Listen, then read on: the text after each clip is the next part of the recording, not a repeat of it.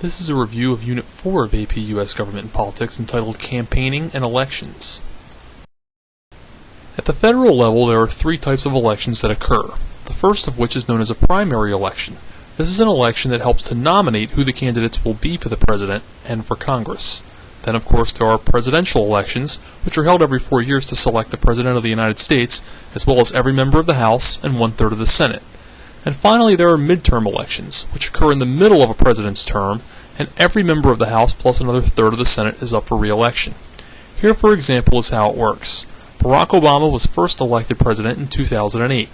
4 years later, he was re-elected in 2012. In the middle of that term, the 2010 midterms occurred, in which the Republican Party actually took control of the House of Representatives.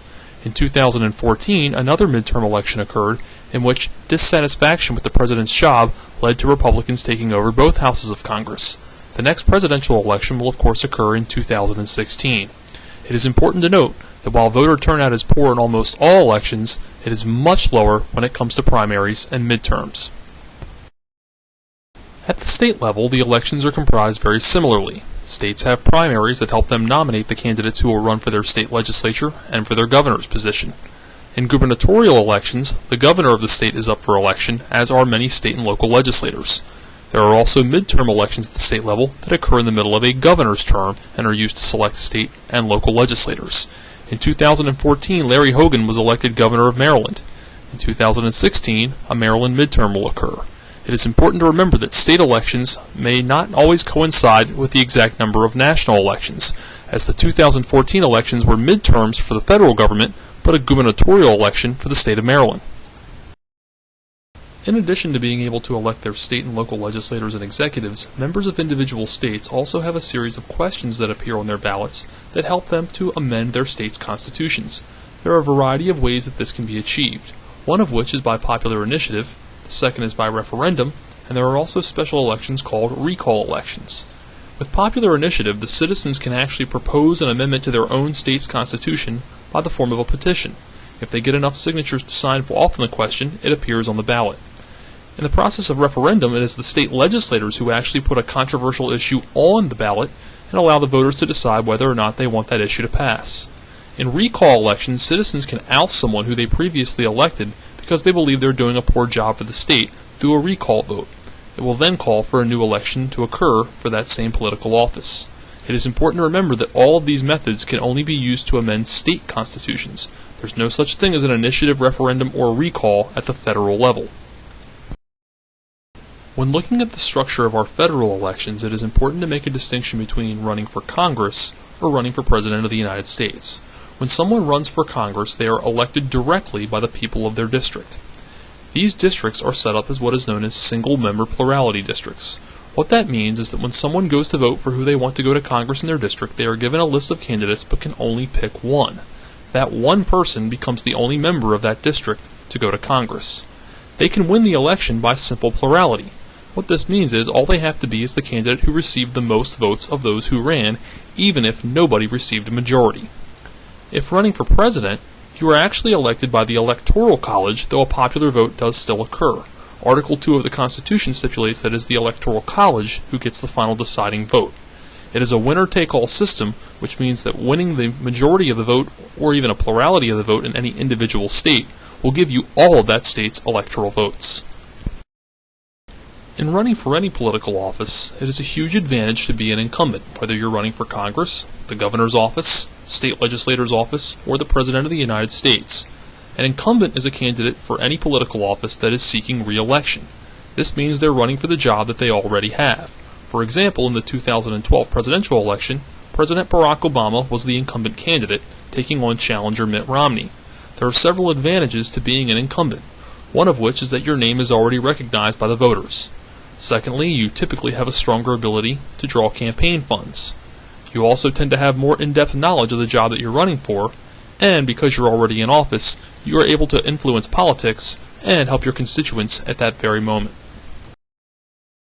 It is important to remember that our founding fathers, or the framers, intended for America to be a republic and not a true direct democracy. With that in mind, it helps us to understand why they believed that the selection of the president and vice president should be in the hands of the more educated or political elite. There are several components of the Electoral College that AP U.S. government students should be familiar with. The first of which is that the number of electors that a state receives is equal to its membership in Congress. These electors are picked by their individual states and cast the deciding ballots 1 month after the popular vote occurs. Looking at an electoral map, you will notice that the electoral totals for each state are actually proportioned in terms of the members of Congress each state has. Let's use California, for example, which is the country's most populous state. California has 53 congressional districts, meaning it has 53 members in the U.S. House of Representatives. Given that every state has 2 U.S. senators, this is how we get the total of 55 electoral votes for the state of California. It is also important to note that 48 of the 50 states use a winner-take-all system when proportioning their electoral votes. Nebraska and Maine are the only exceptions. Let's look at this in practice. These were the results of the vote in the state of Ohio, a key battleground state in the 2012 election. Democrat Barack Obama, the incumbent, narrowly defeated his challenger Mitt Romney in the state. Because of this, Barack Obama received all 18 of Ohio's electoral votes, while Mitt Romney walked away with nothing.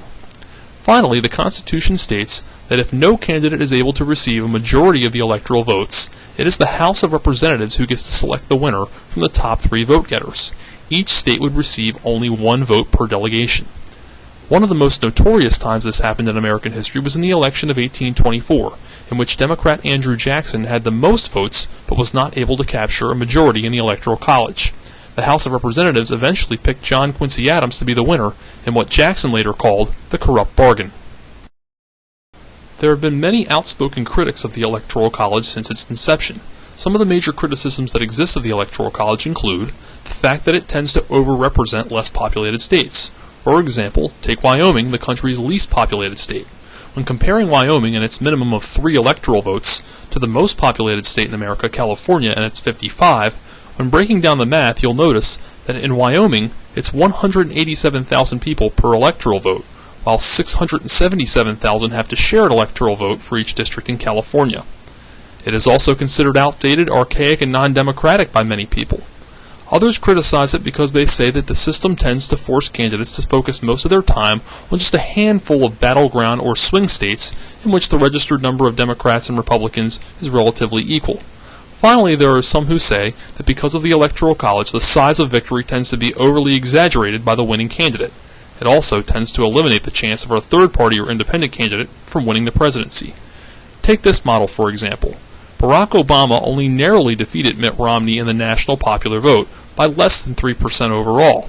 But in the Electoral College, it looks like a slaughtering, as Obama won by nearly 100 more electoral votes. To run for President of the United States, the nomination process is long, to say the least. It typically begins at the very beginning of that election year in January or February with the Iowa caucus and New Hampshire primary. Then it stretches on into the later months, and eventually Super Tuesday allows 15 or more states to hold their primary on the same day, typically held in March or April. It's not until June that all of the primaries and caucuses are eventually wrapped up. Finally, the winner is announced as the delegates are formally counted at the party's national convention at the end of the summer. There are 2 methods used to nominate candidates for the presidency of the United States today. The caucus, which is the less commonly used method, is essentially a town hall meeting that occurs at various places throughout the state where people gather to select the nominee who they want to run for their party. Only about 14 states still use this method today. Iowa is certainly the most important state to have a caucus, as it usually goes first in a presidential election year. The more commonly used method, however, is the primary election, in which the voters head out to their polls to nominate the candidate who they would like to run for president from their political party. Though it is true that the majority of states today use primary elections, every state differs in the way that it conducts these primaries. Some states have what are known as open primaries. An open primary allows all registered voters to openly nominate in the process. This includes independents and third-party voters. In some states, however, they hold what is called closed primaries. In a closed primary, you must be a registered member of either the Republican or Democratic Party to vote. When you go in, you're going to see a ballot that lists only the candidates from your particular party. This means independents and third-party voters cannot vote in this type of primary. It also means that you cannot ticket split. Ticket splitting is when you vote for a candidate from one party for one office and then switch to another party for a different political office on the same ballot. Throughout the nomination process, you are running against people who are within your own political party. This means you have to appeal to the voters as either the most liberal or conservative candidate to be able to win your party's nomination. Every time a candidate wins a caucus or a primary in a given state, they are awarded a certain number of delegates from that state who pledge to vote for them at the summer's national convention. The goal is to be the candidate who has the most delegates who pledge to vote for them at the convention. Let's look, for example, at the 2012 primaries in the Republican Party. These were the results of the South Carolina primary in 2012. Candidate Newt Gingrich was the Republican who received the most votes in that state, and thus was given 19 delegates from the state of South Carolina, bringing his total at that time up to 21, just 12 behind the leader, Mitt Romney. But by the end of the summer, Romney had easily defeated his Republican competition with over 1,500 pledged delegates, making him the 2012 Republican nominee for president. These delegates are oftentimes very loyal and ideological members of their party, and this is why they were picked by their party to go to the convention. Some members are known as superdelegates because they tend to be the most prestigious, ideologically based, and loyal party members, and they are guaranteed a seat at the convention every 4 years. Much emphasis is placed on either winning or doing better than expected in the first two nomination races, the Iowa caucus and the New Hampshire primary. The media oftentimes portrays the winner of these races as the frontrunner or candidate to beat, while those who don't have good showings in Iowa and New Hampshire are almost ruled out by the mainstream media. Since the media and the candidates place so much emphasis on doing well early, states now actively compete to try to have their primaries and caucuses moved up in a process known as front-loading.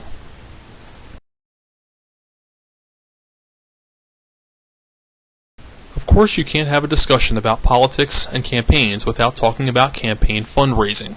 In 1974, Congress passed the Federal Election Campaign Act in response to decades of unchecked business practices in fundraising political campaigns.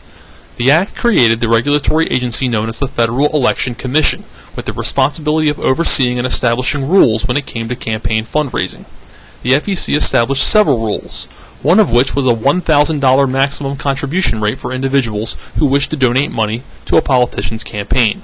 It limited PACs, or political action committees, to a $5,000 maximum per candidate.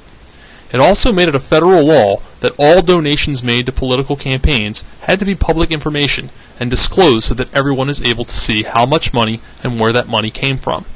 It also made it so that any interest groups or PACs have to register with the FEC if they're going to be legally recognized.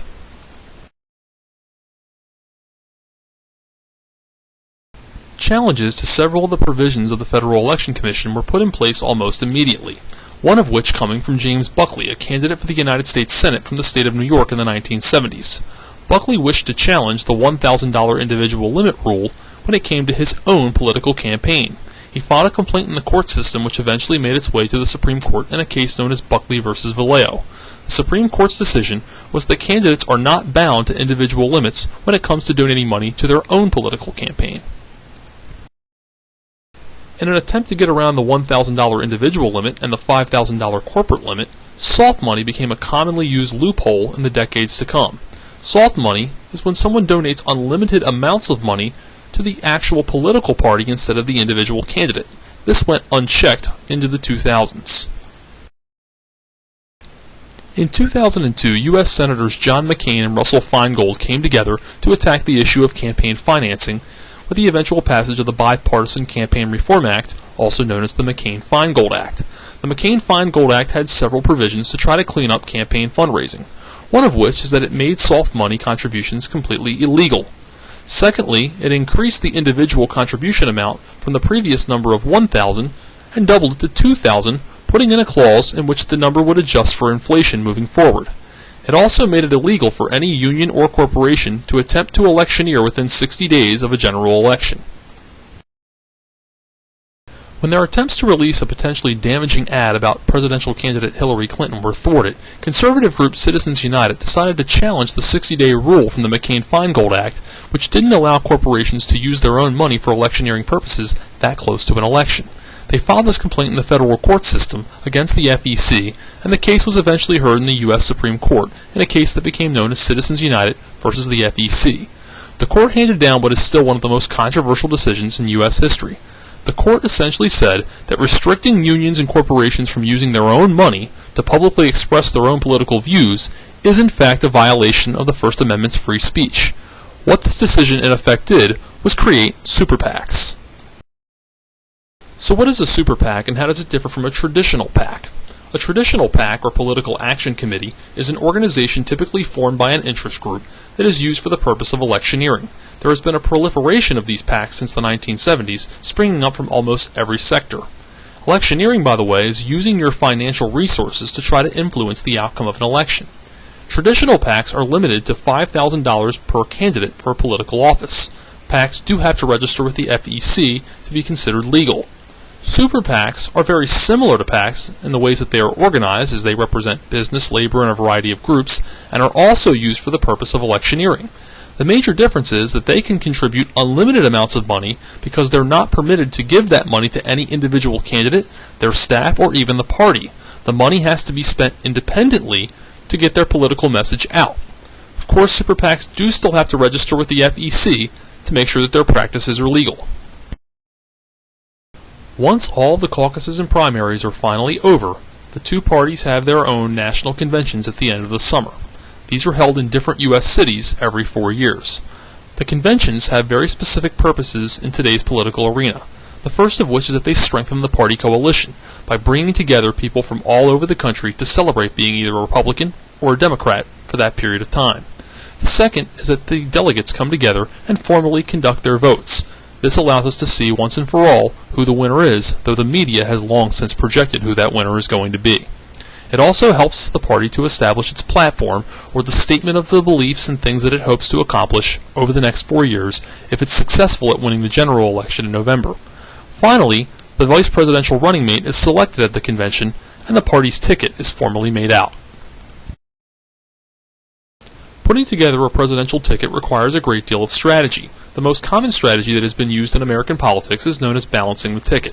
To balance the ticket, the presidential candidate selects a running mate that they believe will appeal to a demographic of voters that they themselves believe that they will struggle with in the November general election.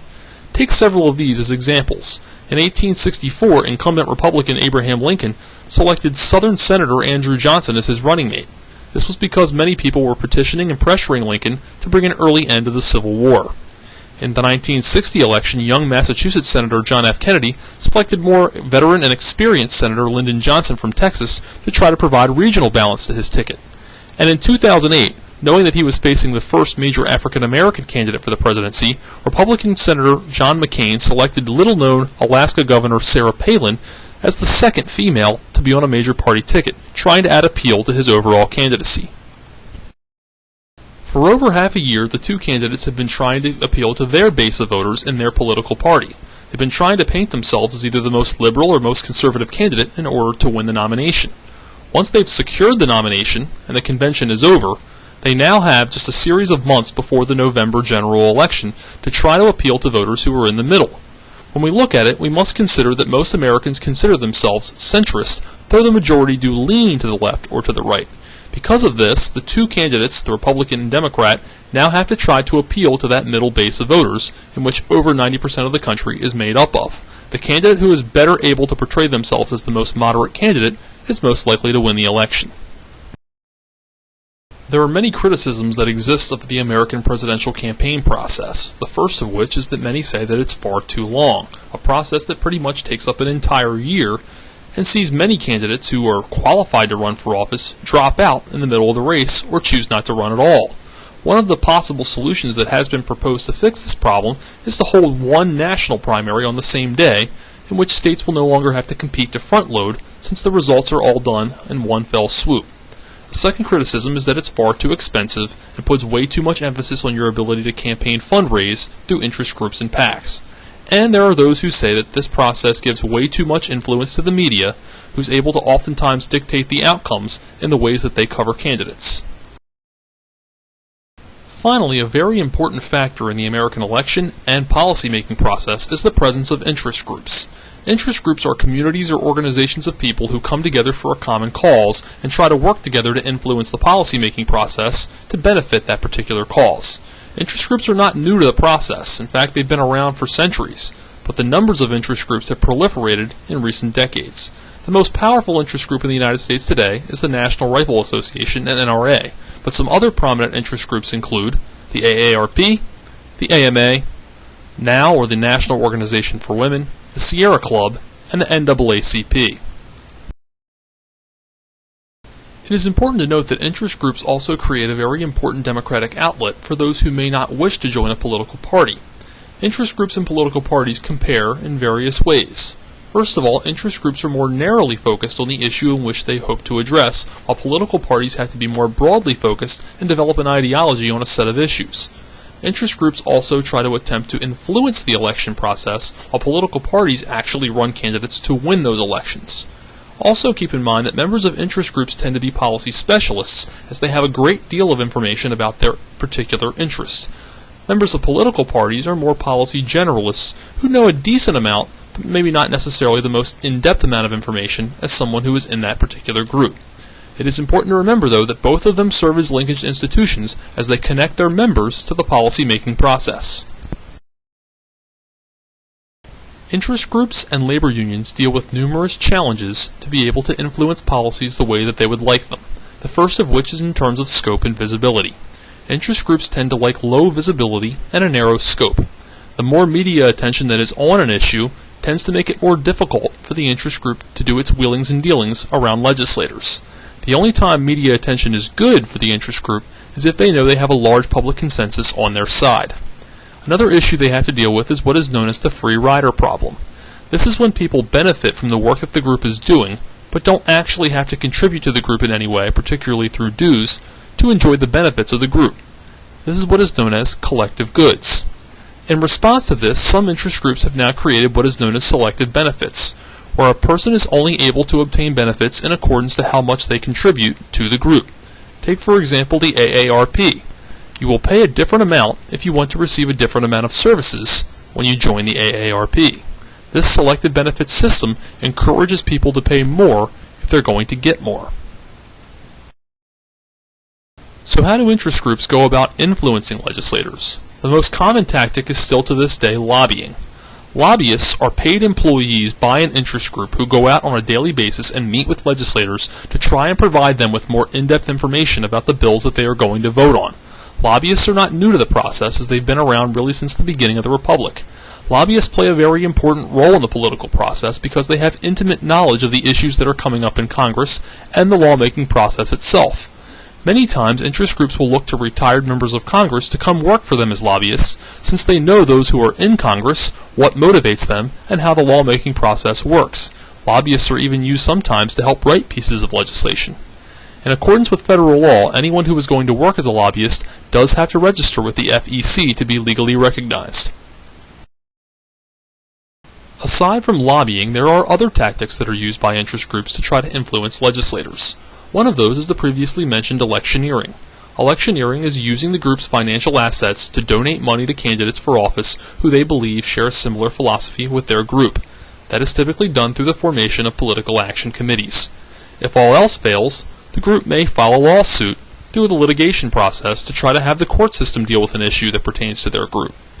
Sometimes, if a case makes its way to the Supreme Court, the interest group, though it doesn't have a direct voice in the case, will file what is known as amicus curiae briefs, or friend of the court briefs, in which they give their side of the story to the Supreme Court to try to help influence their final decision.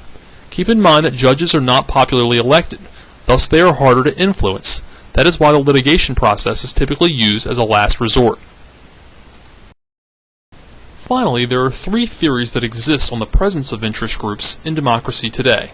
The first of which is known as the pluralist theory. A pluralist believes that the presence of many groups is a good thing, as it creates a more democratic marketplace of ideas. A hyperpluralist, on the other hand, believes that the presence of so many groups ends up just causing contradictory policies and overall policy gridlock. Then there are the elitists, who believe that only the groups that have the most money and financial resources are truly going to be able to have their voice heard in a democracy. I hope that this review of Unit 4 of AP U.S. Government and Politics, entitled Campaigning and Elections, has helped you. Good luck on the AP exam in May.